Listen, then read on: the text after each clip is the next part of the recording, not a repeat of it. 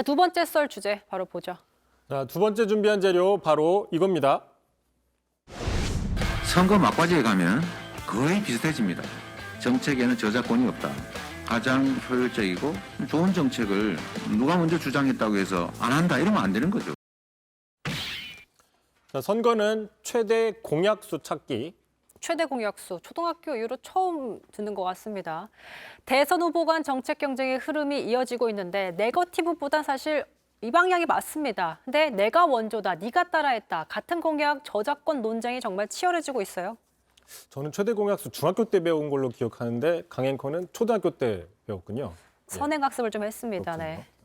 앞서 그 이재명 후보가 세계 5강 국민소득 5만 달러, 주가 5천. 그래서 이름 언론에서는 555 공약이라고 해서 얘기를 한 적이 있어요. 그랬더니 안철수 후보가 야, 555 공약은 내 거다. 내가 이미 지난해 11월 달에 했었던 거다. 이재명 후보의 이것은 짝퉁이다. 그러면서 공약 이름 베끼지 말아라. 큰 당에서 아이디어도 못 내고 베끼면 어떻게 하냐라고 얘기를 했고요. 참고로 말 나온 김에 안철수 후보의 555는 과학기술 5개를 만들어서 삼성전자급의 회사를 5개 만들어서 세계 5강에 진입한다 이겁니다.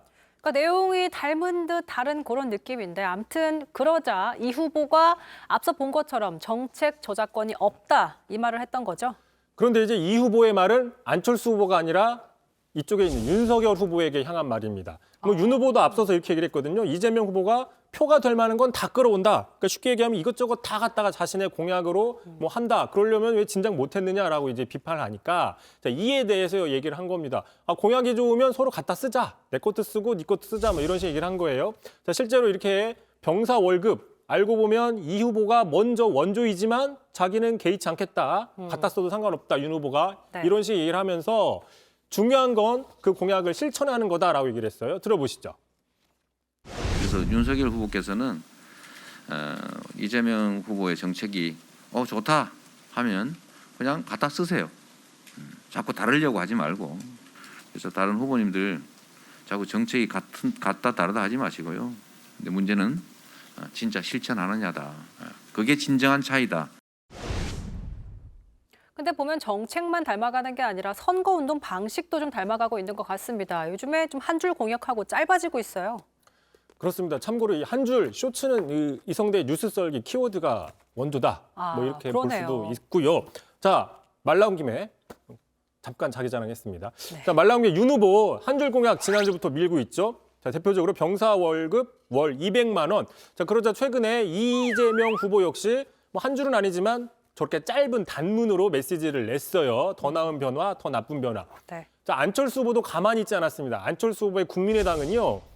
자, 짧은 논평을 냈어요. 도대체 왜 이 후보의 비리의혹과 관련된 분들은 연쇄적으로 목숨을 잃느냐. 고의는 말이 없다. 되게 이례적인 논평이죠. 짧게 내는 것. 그래서 이제 앞서서 저희가 이런 얘기를 하지 않았습니까? 이번 대선의 특징, 시그니처 공약이 없다. 얘기를 했었죠. 메가 공약.